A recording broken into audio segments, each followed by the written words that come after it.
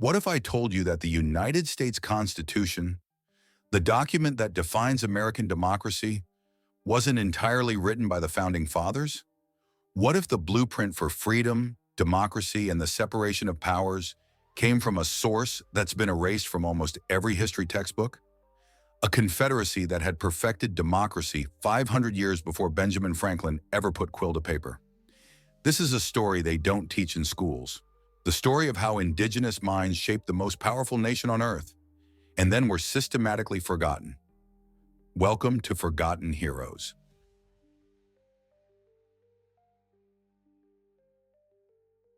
Philadelphia, summer of 1787.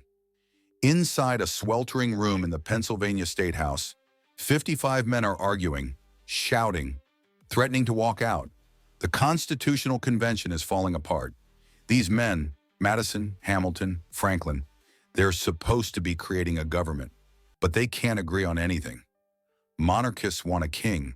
Republicans want pure democracy. Southern states want power. Northern states want control. The temperature inside the room is over 90 degrees. Windows are kept shut to prevent eavesdropping. The air is thick with the smell of sweat, tobacco, and desperation. James Madison is exhausted.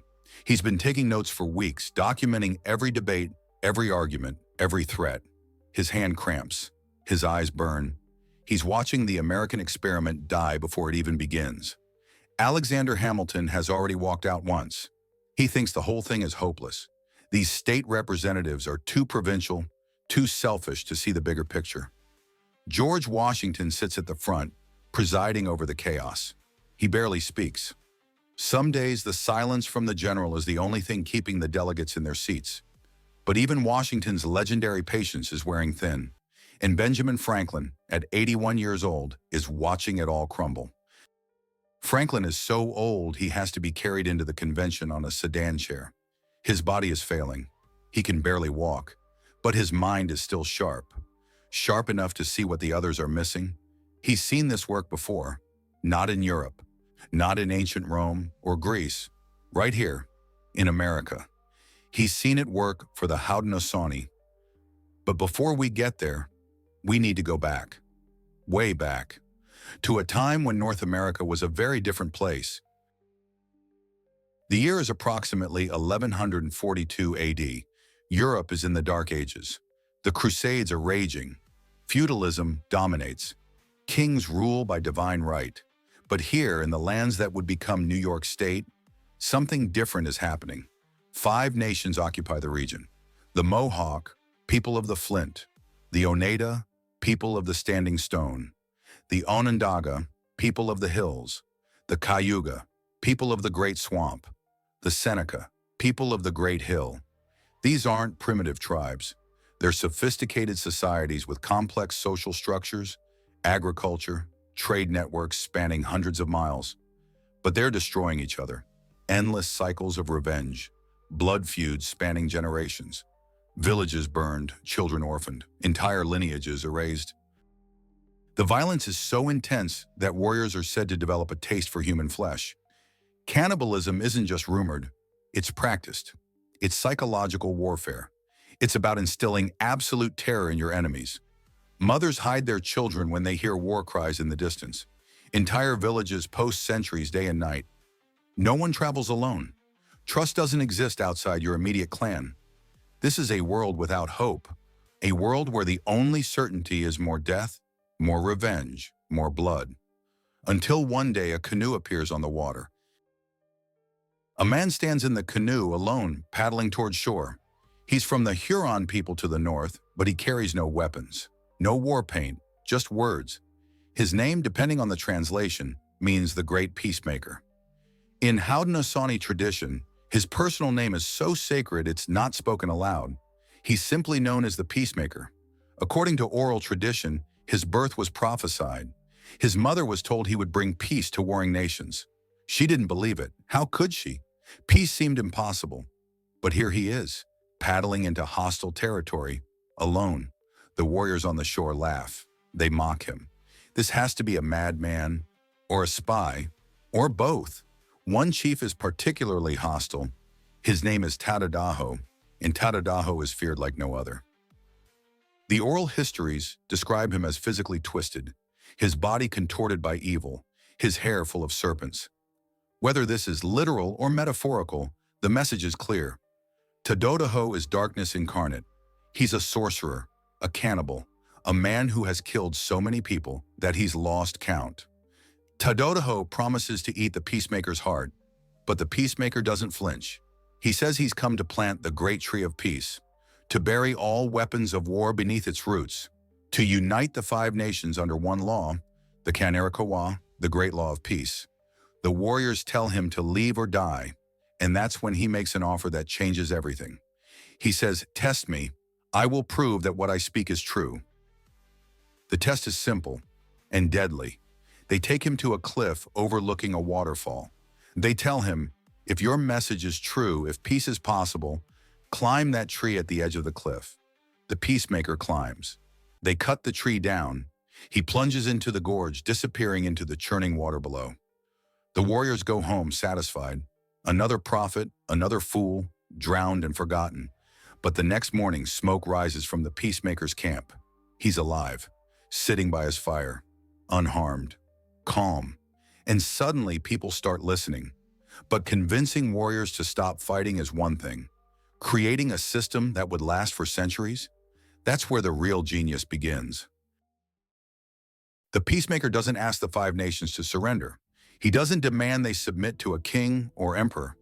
Instead, he offers them something no one in the world has seen before: shared sovereignty. Each nation keeps its identity, its territory, its chiefs, its culture, its language, its traditions. But they'll meet together as equals in a grand council. Now here's where we need to slow down and really understand what's being created here. Because this isn't just a peace treaty. This is a complete system of government, a constitution. The Grand Council consists of 50 sachems, chiefs, chosen from the 5 nations. But it's not divided equally. The Mohawk have 9 sachems, the Oneida have 9, the Onondaga have 14, the Cayuga have 10, the Seneca have 8. Why the different numbers? Because the peacemaker understood something crucial. Representation shouldn't be about equality of numbers. It should be about balance of power. And here's where it gets fascinating. The peacemaker divides the Grand Council into 3 groups. The Mohawk and Seneca, the elder brothers, debate first. They're called the doorkeepers, responsible for protecting the Confederacy from threats in the east and west. The Oneida and Cayuga, the younger brothers, debate second. They must agree or disagree with the elder brother's position. And the Onondaga, they're the fire keepers, the mediators, the ones who ensure balance. If the 2 sides reach consensus, the Onondaga confirm it. If there's disagreement, the Onondaga help find common ground. Sound familiar? It should, because this is a system of checks and balances, created centuries before Montesquieu ever wrote about separation of powers. But wait, there's more. The Grand Council can only make decisions by consensus. Not simple majority, not 2/3 majority, unanimous consensus. You might think, that sounds impossible. How do you get 50 people to agree on anything? But the Haudenosaunee made it work. And they made it work because of a principle that's often overlooked, the 7th generation principle. When the sachems debate a decision, they're required to consider its impact 7 generations into the future. Not next year, not next decade, 140 years from now. Think about that.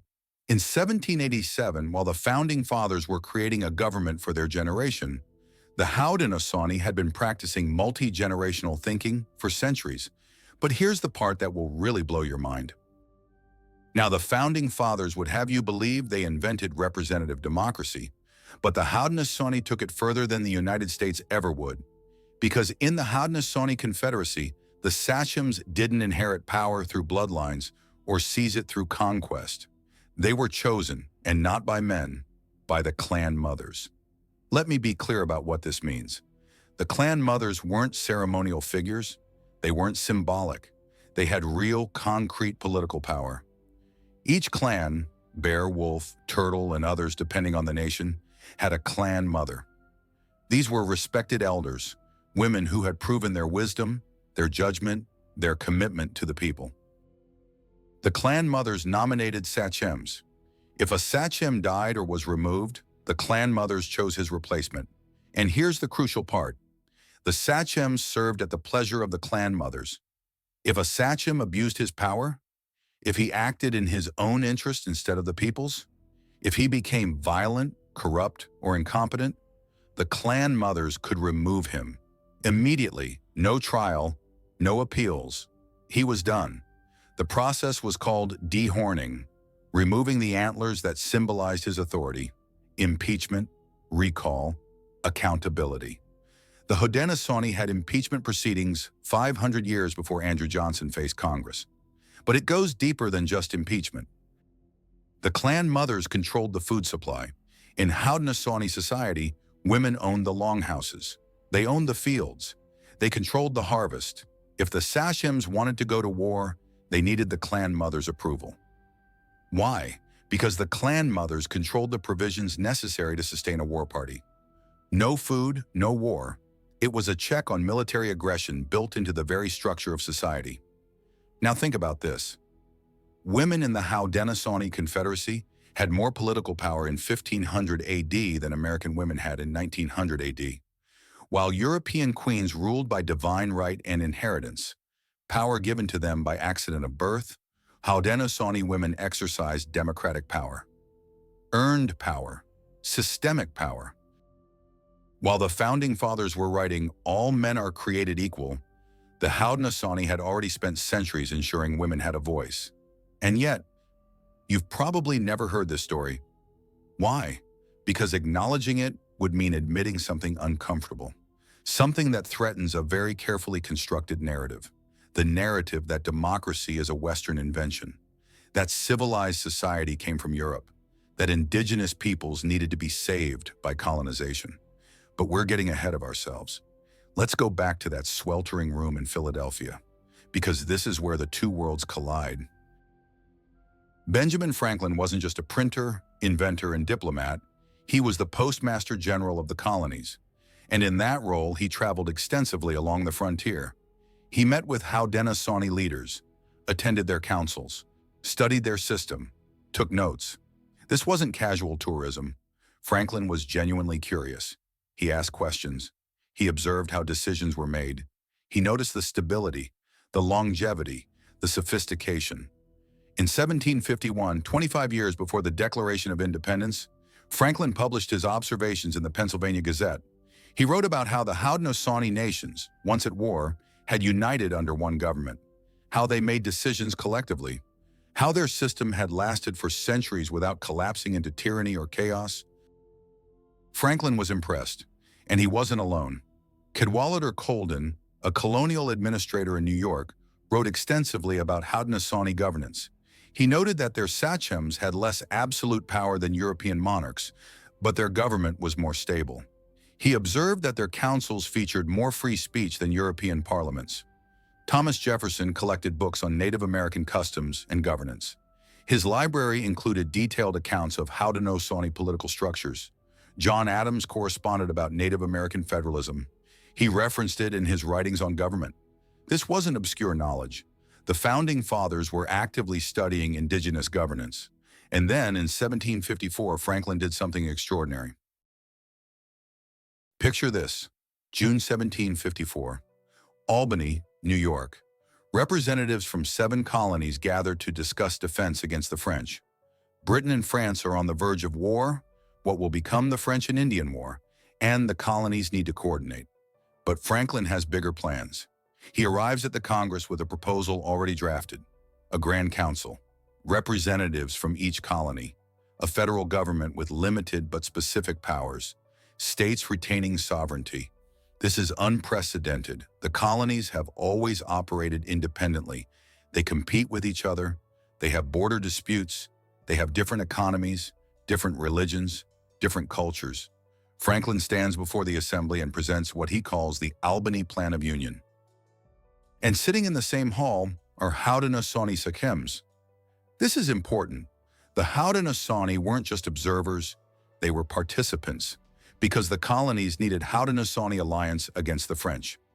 Hendrik Theonogan, also known as King Hendrik, a Mohawk chief, diplomat, and warrior, stood before the colonists.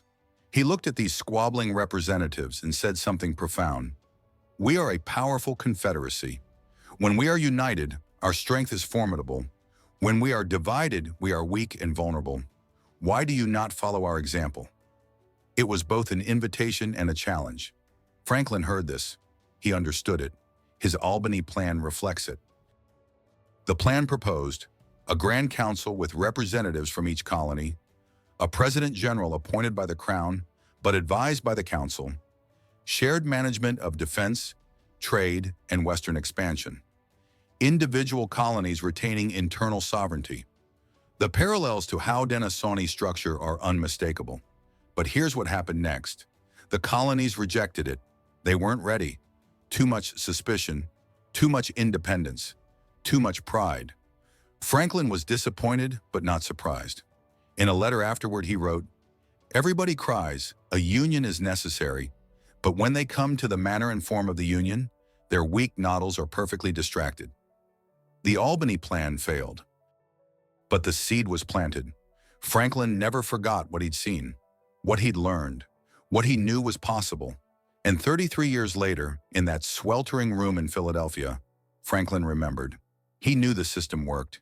He'd seen it, studied it, proposed it before. But here's the question that haunts historians to this day. Just how much of the Constitution came from Haudenosaunee influence? And more importantly, why has this been so aggressively denied? Let's look at the evidence. And I mean really look at it, not cherry-picking, not exaggerating, just the facts. The Haudenosaunee Confederacy had a federal system with sovereign member states, a bicameral legislature with checks and balances, impeachment procedures for corrupt leaders, freedom of speech protected in council, a process for amending laws by consensus, unanimous consent required for major decisions, a constitution passed down orally and recorded in wampum belts, provisions for new nations to join the Confederacy, separation between civil and military leadership. The United States Constitution has a federal system with sovereign states, a bicameral legislature with checks and balances, impeachment procedures for corrupt leaders, freedom of speech guaranteed in the First Amendment, a process for amending the Constitution, supermajority requirements for major changes, a written constitution, provisions for new states to join the Union, civilian control of the military. The parallels are undeniable, but it gets more specific. Let's look at the symbols. The Haudenosaunee symbol of their confederacy, a bundle of 5 arrows bound together. Individually, an arrow breaks easily. Together, they're unbreakable. The Great Seal of the United States, an eagle clutching 13 arrows in one talon, an olive branch in the other. Where did that imagery come from? In Haudenosaunee tradition, the Great Tree of Peace, a white pine, has 4 white roots stretching in all directions. These roots are an invitation to other nations to trace them back to the tree and join in peace. The United States Constitution includes provisions for new states to join the Union. Article 4 specifically allows for expansion. The Haudenosaunee met at Onondaga, the geographical center of their confederacy. It was neutral ground, the fire keepers, the place where all nations came together as equals. The United States chose to build a new capital city, Washington, D.C., at the geographical center of the original 13 states. It wasn't in any existing state, it was neutral ground. Now, some historians argue these are universal principles, that any group designing a government would naturally arrive at similar conclusions. But that's demonstrably false. Look at Europe in the 1700s. Monarchies everywhere. Britain had parliament, but the king still held enormous power. France was an absolute monarchy. Spain, Portugal, Austria, all ruled by hereditary monarchs claiming divine right. Look at Asia. China's Qing dynasty, Japan's shogunate, India's Mughal empire, centralized autocratic power. Look at the Middle East, Ottoman Empire, Persian Empire, caliphates. Look at Africa, kingdoms, emirates, tribal confederations, but nothing like the Haudenosaunee federal system. No one else was doing this. The Haudenosaunee were unique. They'd solved problems of federalism that Europe wouldn't grapple with for another century. And the Founding Fathers knew it. They wrote about it. They referenced it. But after the Constitution was ratified, something changed. The tone shifted. The acknowledgement disappeared. And what happened next isn't just forgotten history, it's betrayal. Before we continue, I want to take a moment to thank you for watching. If you're enjoying this deep dive into forgotten history, the stories they don't teach in textbooks, please hit that like button and subscribe. We're building a community of history lovers who want the full story, not just the sanitized version. And if you know someone who'd find this fascinating, share this video with them. Tag them in the comments. Start a conversation. Every share helps us reach more people and bring more forgotten heroes back into the light. All right, let's get back to the story. Because what happens after 1787 is where this gets truly dark. The Constitution is ratified in 1788. The United States of America is born. George Washington is inaugurated as the first president in 1789. And the Haudenosaunee Confederacy, they're still there, still governing themselves, still following the great law of peace that inspired the document in Philadelphia. They expect, well, if not gratitude, at least respect. Partnership. After all, many Haudenosaunee nations allied with the Americans during the Revolution. The Oneida, in particular, fought alongside Washington. They provided scouts, warriors, intelligence. At Valley Forge, when Washington's army was starving, it was the Oneida who brought corn. So when the war ends and the new nation begins, the Haudenosaunee expect to be treated as allies, as equals. But the new American government has a problem. The Haudenosaunee occupy prime land that settlers want, land that states claim, land that speculators, including many founding fathers, covet. New York wants the land. Pennsylvania wants the land. Virginia wants the land. And so despite the influence, despite the contribution, despite everything, the United States turns on its teachers. The ink on the Constitution is barely dry when treaty violations begin.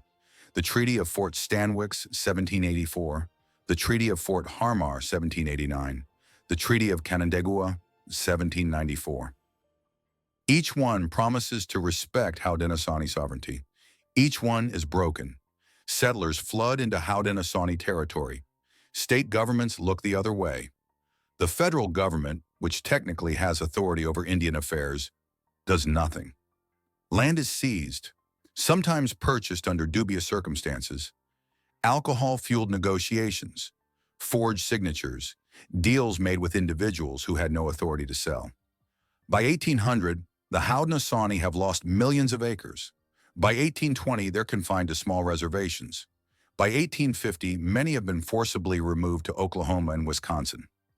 The Oneida, remember, the ones who saved Washington at Valley Forge, they're pushed off most of their land. Today, their reservation in New York is a fraction of their original territory. But the land theft is just the beginning. Within a generation, the U.S. government launches a systematic campaign to destroy Haudenosaunee culture. In the 1800s, the United States develops a policy toward Native Americans. It's summed up in a phrase, kill the Indian, save the man. Boarding schools are established. Haudenosaunee children are forcibly taken from their families and sent to these institutions. The Carlisle Indian Industrial School in Pennsylvania, the Thomas Indian School in New York, dozens of others. At these schools, children are forbidden from speaking their languages. Their hair is cut, a significant spiritual violation in many native cultures. They're dressed in European clothing, given English names. Punished for any display of their culture. The goal is assimilation, erasure. Imagine being 7 years old, taken from your family, and told that everything about your identity is wrong. Your language is savage, your traditions are primitive, your history is worthless. Now imagine that same government's founding document was inspired by your ancestors. The irony is suffocating. At the same time, religious missionaries work to convert Haudenosaunee people to Christianity. Traditional longhouse religions are discouraged, sometimes banned. The Grand Council continues to meet, but its authority is undermined at every turn. The U.S. government refuses to recognize Haudenosaunee sovereignty. They're treated as domestic subjects, not independent nations. And through it all, the contributions are erased. History books ignore them. Textbooks omit them. When Native Americans are mentioned at all, they're portrayed as obstacles to progress, savages who needed to be civilized or removed. The very people who helped inspire American democracy are denied citizenship. Let that sink in. The Haudenosaunee weren't granted U.S. citizenship until 1924. The Indian Citizenship Act, signed by President Calvin Coolidge, 1924. Women got the vote in 1920. 4 years later, Haudenosaunee people, whose ancestors helped shape the Constitution, were finally recognized as citizens of the nation they helped create. And many Haudenosaunee refused the citizenship. They said, "We don't need American citizenship. We're citizens of our own nations. We have our own government." But the United States ignored this. Citizenship was imposed whether wanted or not. Today, the Haudenosaunee still maintain their confederacy. The Grand Council still meets. The clan mothers still choose sachems. The great law of peace is still followed. They never stopped. While America has had one constitution, the Haudenosaunee have maintained theirs for over 8 centuries. And through all of this, the question remains, why was their contribution erased? For most of American history, the influence of the Haudenosaunee on the Constitution wasn't just forgotten, it was actively denied. Historians taught that the Founding Fathers drew exclusively from European sources. John Locke's social contract, Montesquieu's separation of powers, the Roman Republic, Greek democracy. Indigenous peoples were written off as having no political sophistication. They were primitive. They had no written language, therefore no real governance. This wasn't accidental. This was the intellectual justification for colonization. If Native Americans had nothing to teach Europeans, then taking their land and destroying their cultures could be framed as bringing civilization to the wilderness. But in the 1980s, scholars started asking uncomfortable questions. In 1987, Cornell University historian Bruce Johansen published a groundbreaking paper titled Native American Societies and the Evolution of Democracy in America. He argued, based on documentary evidence, that the Haudenosaunee Confederacy directly influenced the Founding Fathers. The backlash was immediate and fierce. Other historians called it revisionist, said he was overstating the case, accused him of political correctness, said he was trying to rewrite history to be more inclusive, but Johansen had evidence. Letters from Franklin, colonial records, documented interactions between Haudenosaunee leaders and colonial representatives. The debate raged through the late 1980s and 1990s. Academic journals published articles arguing both sides. Some historians grudgingly admitted there might have been some influence, but insisted it was minor, symbolic at best. Others doubled down. They argued that any similarities were coincidental, that the founders would have arrived at the same conclusions without ever meeting a Haudenosaunee person. But here's the problem with that argument. John Locke never proposed a federal system. His social contract theory is about the relationship between individuals and the state, not about how multiple states could unite. Montesquieu described separation of powers, but his model was based on British monarchy, king, lords, commons. He never designed a confederacy. Rousseau's social contract is theoretical, philosophical. He doesn't provide a practical blueprint for government. The Roman Republic had a Senate and assemblies, but it was a unitary state, not a federation, and it eventually collapsed into empire. Greek democracy in Athens was direct democracy, citizens voting on everything. Nothing like the representative federalism of the Haudenosaunee or the U.S. The European models don't match what the founders created, but the Haudenosaunee model does. The founders had a working example. 500 years of stability, proof of concept. They saw it. They wrote about it. They proposed models based on it. The evidence is there, in letters, in records, in the very structure of the government. But admitting it means confronting an uncomfortable truth. The American origin story is incomplete. It means acknowledging that indigenous peoples weren't just victims of expansion. They were architects of the system that displaced them. And that's a narrative many scholars and many Americans aren't ready to accept. But then in 1988, something remarkable happened. In 1988, the United States Congress passed House Concurrent Resolution 131. Let me read you the key passage. Whereas the confederation of the original 13 colonies into one republic was influenced by the political system developed by the Iroquois Confederacy, as were many of the democratic principles which were incorporated into the Constitution itself. The Congress, on the occasion of the 200th anniversary of the signing of the United States Constitution, acknowledges the contribution made by the Iroquois Confederacy and other Indian nations to the formation and development of the United States. Official recognition from the government itself. You'd think this would settle the debate, but it didn't. Because the resolution is carefully worded, it acknowledges a contribution. It doesn't say primary influence. It doesn't quantify. It doesn't specify exactly what was borrowed or adapted. And critically, it doesn't require any changes to education. Textbooks weren't updated. Curricula weren't revised. It's a symbolic gesture, a footnote, a nod. Most Americans have no idea this resolution exists, but for the Haudenosaunee, it was validation. Partial, limited validation, but validation nonetheless. They'd been saying this for decades, for centuries. And finally, officially, the U.S. government acknowledged it. But acknowledgement without action is hollow. The Haudenosaunee are still on reservations. Their sovereignty is still constantly challenged. Their land claims are still disputed. In New York, the Onondaga Nation has been fighting for decades to reclaim land that was illegally taken in violation of the Treaty of Canandaigua. The Seneca Nation fights to maintain control over their territory as highways and development projects encroach. The Mohawk Nation straddles the U.S.-Canada border, their territory split by an international boundary they never agreed to. And throughout all of this, the Haudenosaunee Confederacy continues. The Grand Council still meets at Onondaga. Sachems are still chosen by clan mothers. The Great Law of Peace is still recited, still followed. They never gave up. They never assimilated. They never forgot who they were.